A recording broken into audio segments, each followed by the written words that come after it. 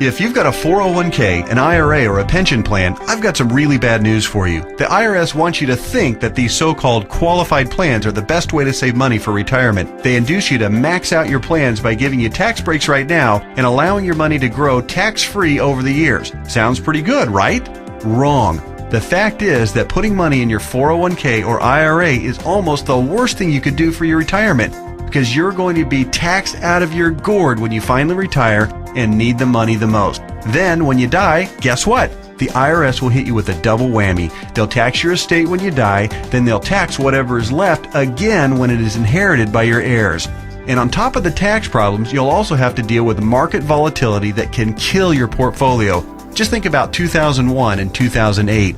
What if there were a way to avoid tax burdens at retirement, avoid portfolio killing down years in the market, and virtually eliminate any worries you may have about outliving your money during retirement?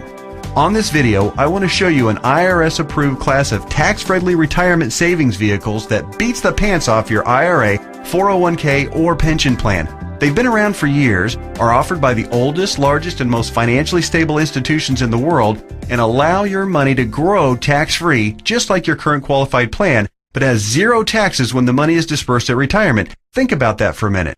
Zero taxes on your estate when you die, and zero taxes when the money is transferred to your heirs at death. Listen to that one more time. Zero taxes as your money grows, zero taxes when the money is distributed, and zero on your estate when you die, and zero taxes on the money inherited by your family. Zero. And here's the best part. Unlike your qualified plan, there is no risk that you will lose principal on the investment during a down market. If the market tanks like it did in 2008, your worst case scenario is no gain, but no loss either. What I'm talking about is a retirement savings vehicle that will help make sure you don't outlive your money during retirement. Are you intrigued? Well, you should be.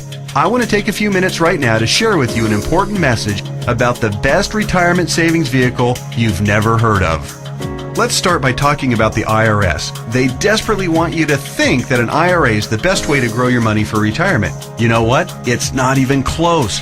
I'm talking about what the IRS calls qualified plans, IRAs, 401ks, pension plans, and so forth. Compared to traditional brokerage accounts where you normally buy stocks, bonds, and mutual funds, these qualified plans have some really good tax advantages. First, you can invest in a qualified plan with before tax dollars.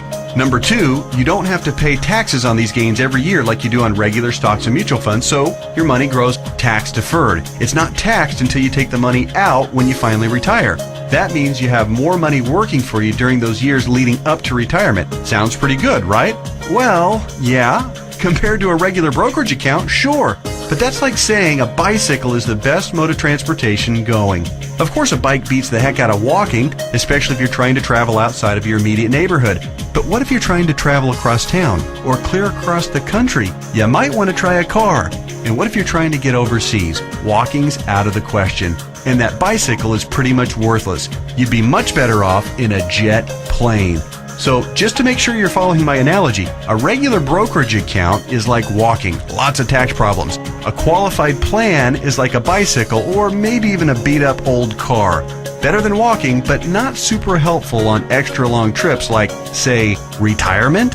What I'm going to show you on this video is like having your very own top-of-the-line private jet, fully fueled and ready to go with your own personal pilot. Yeah, it's that much better. The key to really maximizing your retirement savings is to understand the difference between tax-deferred and tax-free. Under the IRS qualified plans that you probably have right now, your money is growing tax-deferred, which inherently means that it will be taxed at some point in the future. Guess when that point is? That's right, when you retire and need the money the most. You probably won't be working, tax rates will probably even be higher than they are now, and you won't have any IRS-friendly deductions for kids or mortgage interest if your house is paid off, which means that you'll be paying a huge percentage of what you take out to the IRS in taxes, which, of course, reduces the amount that you have to spend for living expenses and lifestyle. Here's another way to look at it. Uncle Sam is counting on you to pay more than your fair share of taxes when you retire. Think of how brilliant that is. Let's encourage people to contribute money by giving them a tax break now, then let that money grow tax deferred so we can get an even bigger chunk of taxes from them later. Hey, I'm all for paying my fair share of taxes, but I tell you what, giving the IRS a bare minimum of $33,000 for every $100,000 I withdraw from my qualified plan at retirement, just plain ridiculous. Look, you've paid taxes and you'll continue to pay taxes for your entire working career. Let's keep the government's hands out of our wallets at retirement, okay? For the record, that $33,000 out of every $100,000 you withdraw isn't a worst case scenario either. You realize that, don't you? With the probability that tax rates will rise, it's probably actually a best case scenario. Any right-thinking person can see that the tax rate of 40 or 50% isn't out of the question 15 or 20 years down the road. So, let's talk about this so-called jet plane of retirement savings vehicles. You know, the one that beats the pants off a regular brokerage account or qualified plan. Before I tell you exactly what it is, let me show you some of the major advantages it holds. First, tax-free accumulation. Just like a qualified plan and way better than a brokerage account, your money grows year after year without having to pay taxes on the annual gains. Compound interest can then work its magic, which allows your money to grow bigger and faster. We don't need to have a discussion about compound interest, do we? If you're not familiar, just go to Google and type "the greatest miracle of growing money ever known to mankind" and find out about the greatness of compound interest. Second, tax-free distribution. Here's where your current qualified plan starts to look really bad. When you hop on board the jet plane of retirement savings vehicles, your money not only grows tax-free, but you can also actually distribute the money at retirement tax-free. That means that on the same $100,000 distribution I just talked about, you keep all of it, regardless of the then current tax rate. 30% tax rate? You won't care. You'll pay no taxes. 40 or 50% tax rate? Let everyone else worry about that. Your retirement savings can be used tax-free. $100,000 means $100,000 to spend, not $67,000 or less. Which do you prefer? Third, tax-free transfer. With a qualified plan or with a regular brokerage account, your money will likely be taxed twice when you pass away. Once on the amount left in the account when you die, and then again when your heirs receive the leftovers as income. Great for the IRS, horrible for your estate. The jet plane of retirement savings vehicle lands smoothly here too. Transfer tax laws are, however, fairly complicated and there's some exceptions and some limitations. So ask the qualified advisor who gave you this video to discuss your situation with you. Fourth, no risk of loss of principal. Remember when the stock market lost over half its value in less than 18 months starting in October 2007? Of course you do, because your portfolio probably lost half its value or more during that same time too. Did you start having nightmares about being 82 years old and still working part-time at Walmart just to keep food on the table? Your qualified plan has no way to protect you from that kind of market volatility and downside losses. Ouch! Not true with the jet plane of retirement savings vehicles. The principal in the account never loses altitude. When structured properly, there's no chance it will lose any principal. Not a dime. Not a penny. Nothing. If you'd been on board with this in October 2007, your portfolio would probably look a whole lot prettier right now. I'll explain why and how in just a minute. Fifth, dramatically reduce the chance of outliving your money during retirement. Survey after survey show that baby boomers' number one fear about retirement is outliving their money. And hey, you know what? That's a perfectly reasonable fear if you ask me.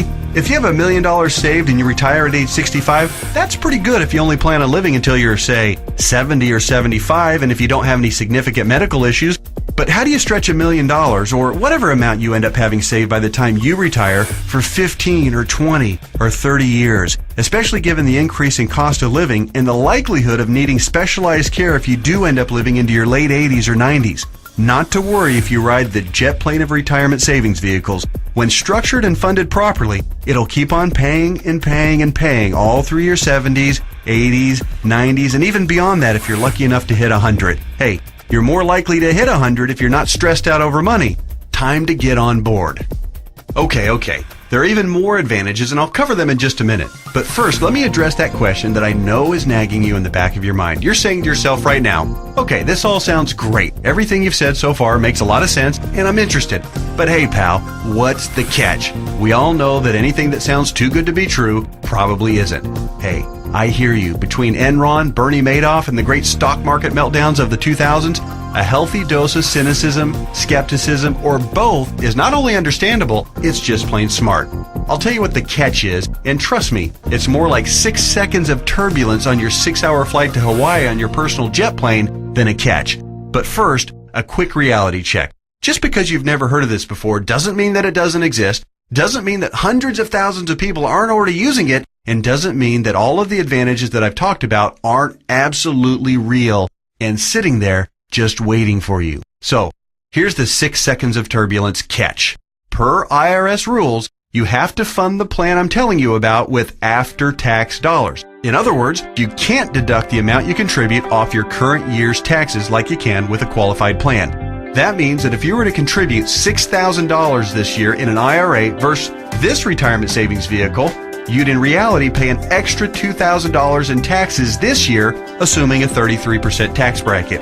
If you're in a lower tax bracket, naturally, your tax savings would be less. That sounds like a drawback, right? Well, actually, no. To understand why funding with after-tax dollars instead of before-tax dollars like you would with a qualified plan is not a drawback, you just need to understand the alternatives. Answer this philosophical question. If you were a farmer, would you rather pay taxes on the small sack of seeds when you purchase them in the spring, or would you rather pay taxes on your entire harvest when you sell it in the fall? Well, do the math.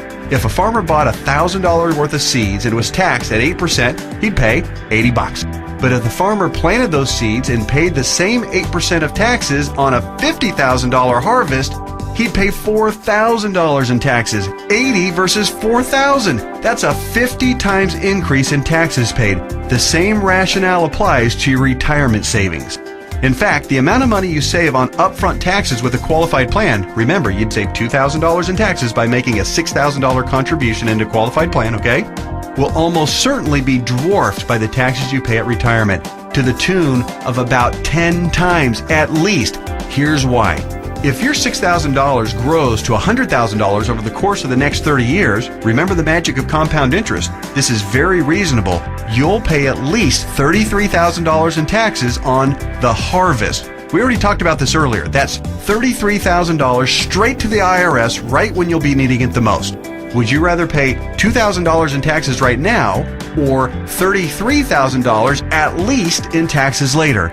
It's as simple as seeds and harvest. I've said it once and I'll say it again. No wonder Uncle Sam loves qualified plans so much. It's his way of protecting his financial future. Okay. So let me go ahead and draw back the curtain and show you what the jet plane of retirement savings vehicle is. Just do me a favor and hear me out, because I'm going to admit it right now, right up front, it might sound a little, well, boring right at first. That's because it's a life insurance product called Indexed Universal Life Contract, or IUL for short. Stick with me, Skipper. Don't be fooled by any stereotypes of what you may think an IUL is. This is different than any kind of whole life or variable life or universal life plan that you may have heard about or purchased in the past. The fact is, IUL is a lot more about savings than it is about life insurance, although it does do a nice job of providing that too. Hopefully the tax advantages and principal protection advantages I've told you about are clear enough and big enough to keep you interested. But you also need to know that the IUL, when structured and funded properly, beats the pants off of any other kind of retirement savings plan in every comparison category that matters, including growth potential, risk avoidance, liquidity of funds, flexibility of contributions, flexibility of distributions, longevity of distributions, and fees. Everything. Listen, insurance companies, by law and by track record, are extraordinarily conservative. Yeah, I know that AIG tanked it, and you might be thinking that all insurance companies are going bust. Nothing could be farther from the truth. Life insurance companies that offer IULs, as a rule, have massive cash reserves. One company, as an example, had operating revenues in 2008, the worst year of the recession, of $14 billion. Earnings of $1.3 billion, and cash reserves at the end of the year of $12.8 billion. There's a reason people think of life insurance companies as old, stodgy, conservative curmudgeons, because they are. Their stodgy curmudgeonness is also part of the reason you've never heard of an IUL before. Life insurance companies thrive with things like risk management, actuarial tables, and other boring life insurance stuff. But they don't know jack when it comes to communications. Go online right now and read their brochures. It's like reading hieroglyphics. boring, painful, obtuse, hard to understand, and that's just the table of contents. But that doesn't mean that this product, Indexed Universal Life, is anything less than magnificent for creating wealth. The IUL, Indexed Universal Life, gets its name because it's indexed to the S&P 500, which simply means that it mirrors the growth of the S&P 500, which, for your information, has returned over 9% per year on average for the last 27 years, even with all the crummy years in the 1980s, right after 9/11, and 2007 and 8. Remember that? But here's the best part, and what makes an IUL so darn attractive as a retirement savings vehicle. The reason IUL accounts, when structured properly, won't lose principal is because the lowest return guaranteed by the contract is 0%. Or in technical speak, they have a floor return of 0%. They can't lose money. If the stock market tanks for the year, your IUL contract doesn't take a big hit. It just stays even right where it is. Stated differently, an IUL locks in the gains during up years, but it doesn't participate in the down years. Take that, IRA. You can't even come close to competing with that. Everyone knows that portfolio losses are killers because you have to double up just to get back to even. You eliminate that risk with the IUL since your floor is 0% annual growth. No loss of principal. Compare that to the devastating 37.2% loss of the S&P 500 in 2008.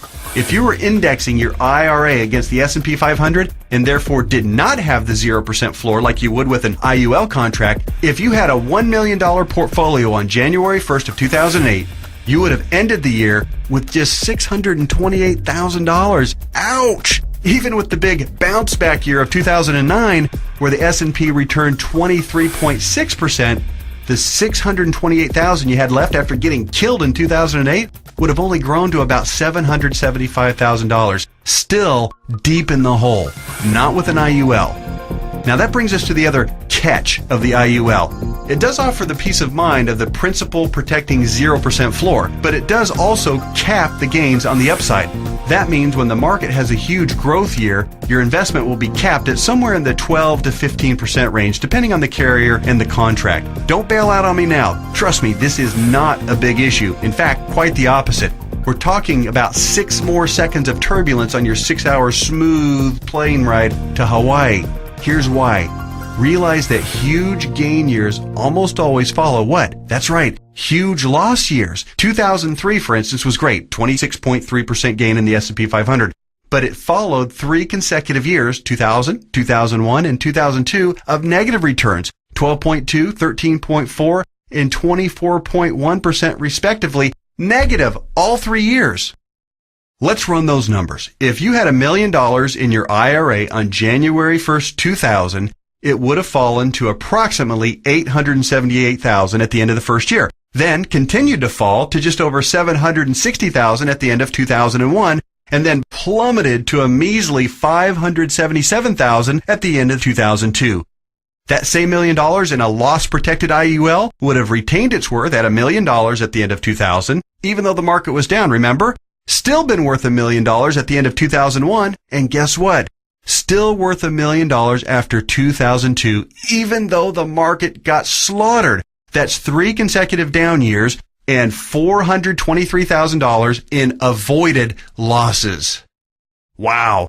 Then, in 2003, let's say that you were with an IUL carrier that had a 13% cap. Remember the big downside catch? It has a cap. Your $1 million would have grown to $1.13 million. It grew. Meanwhile, the qualified plan portfolio that tanked from $1 million down to just $577,000, remember that one?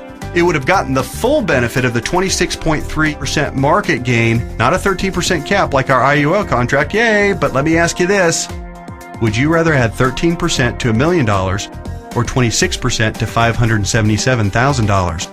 26% added to $577,000 only brings the account up to about $728,000. Again, compared to $1.13 million. This is a no-brainer. At the end of the 4-year cycle, you would have been ahead by over $400,000 with an IUL. This is real money in a worst-case scenario. The only way a qualified plan could possibly do better is if the S&P were to go up unfettered by over 15% per year for 5 or 10 consecutive years with 0 negative years. Do you really think that's going to happen?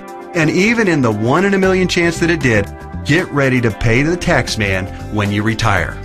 I know these numbers can start to be a bit mind-numbing, but they're so critical for you to understand so you can see how to avoid getting crushed financially when you retire. Don't be afraid to rewind the video and watch that last section or the entire video again. I want to continue with the examples just a little bit further. We stopped our examples at the end of 2003. Remember, the IUL account that started with $1 million had weathered the storm and grown to $1.13 million. The IRA account hadn't done so well and had managed to eke back to $728,000, but only after a really strong 2003. Now, let's look at what happened in 2004, 5, 6, and 7. The S&P gained, in this order, 7.2, 1.2, 12.8, and 1.2% in those 4 years. Your IUL account, since it's indexed to the S&P 500, and since all of the gains were between the 0% floor, remember that, and the 13% cap, your IUL would have taken all of those same gains, 7.2, 1.2, 12.8, and 1.2%. That would take your $1.13 million account right to around $1.4 million by the end of 2007. Pretty good, right? Then, when the S&P got shellacked to the tune of 37% loss in 2008, since the lowest return your IUL account can get is 0%, guess what? The IUL account would have held steady at $1.4 million. No loss. Nice, isn't it? On the other hand, the IRA account would have grown from $728,000 to about $900,000 during those 4 good years, still down by $100,000 since 2000, just in time to get crushed clear back down to $565,000 at the end of 2008.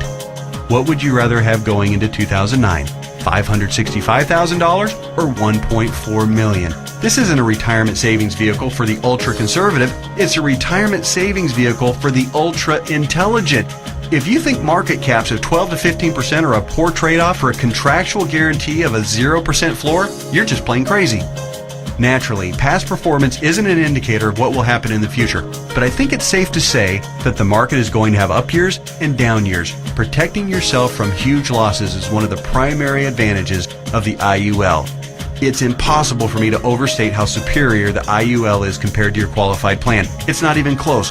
We've already covered the tax advantages. They're clear and evident. The risk avoidance issue is huge, and it favors the IUL by a country mile. But also remember, indexed universal life is also, life insurance. Here's what that means. If you die the day after you fund an IUL policy or any time thereafter, your heirs will receive a death benefit tax-free. The amount of the benefit depends on the size and structure of your policy, but think about your qualified plan and brokerage accounts for just a minute. How much do they pay in death benefits if you were to die early? Oh yeah, none, because they're not insurance. Are you starting to see what I mean by the best retirement vehicle you've never heard of? Hey, that reminds me, let's talk a little bit more about why you've probably never heard of an IUL before. I already told you that one of the main reasons was that stodgy old insurance companies have horrific communication skills. But there's actually a bigger reason, which is financial advisors almost never talk about IUL. Why is that? Simple math. Only licensed insurance agents can legally sell you an IUL, and most licensed money managers and brokers are not licensed to sell insurance. In other words, the guy who sells you your IRA can't, by law, sell you an indexed universal life policy. And if he can't sell it, he can't make any money on it. End of story. Your financial planner's motivation is to get you signed up for an IRA or 401k and then make money on you for life as your investment grows. They don't care about your future tax burden. Why should they? Seriously, call your investment advisor on the phone right now and ask about an IUL. Chances are 99% he or she has never even heard of it. And if they have zero working knowledge of how or why it works. How would they know? They don't know insurance products. They like to think they have a corner on the market of helping people save enough money to retire, but they don't. They're selling skateboards, bicycles, or roller skates and pretending like the big, shiny private jet doesn't even exist. The fact is, the IUL is the best possible wealth accumulation vehicle for your retirement. For most people and in most situations, it simply cannot be beat for tax advantages, safety, growth potential, liquidity, and flexibility. All right, just one more quick topic, and then we'll let your licensed insurance professional take over and discuss all the fine point details as they relate to your specific situation. And that topic is the logistics of how the IUL works. It works like a life insurance policy in the sense that you make monthly or annual contributions into your account. You will work with your advisor to determine what the optimal amount is for your situation. It'll vary depending on how many years you have left until retirement, your financial goals for retirement, and your current financial ability. The money you contribute to an IUL, like we've discussed at length, will continue to grow tax-free.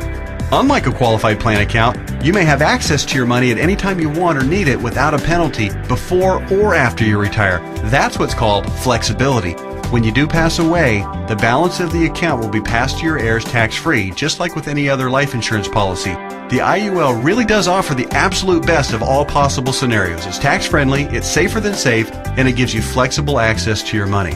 The next step is yours. You simply need to meet with the licensed insurance professional who gave you this video and discuss your particular situation. He or she will answer all of your questions, I'm sure you have several, and discuss all of your options. You may want to consider watching this video again, this time with a pen and paper handy to jot down any notes or questions you may have. Like anything else worthwhile, there are plenty of details to be covered and there's a bit of a learning curve. But whatever you do, don't do nothing. There's too much at stake. Don't fall prey to what I call the law of diminishing intent. You know what I mean. You intend to make the call and learn more, but you get overwhelmed with the 1,000 little urgencies of life and you look up and a few months or even a few years have passed and you haven't done anything. So take one action right now.